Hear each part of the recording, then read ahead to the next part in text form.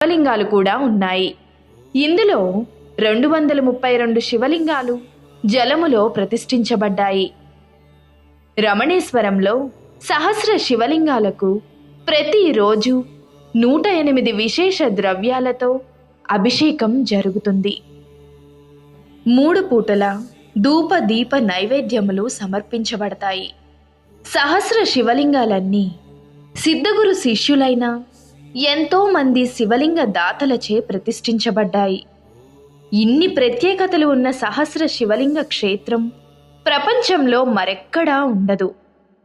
భువనగిరి నుండి నల్గొండ వెళ్లే రూట్లో నాగిరెడ్డిపల్లికి అతి దగ్గరలో ఈ శైవ క్షేత్రం ఉన్నది.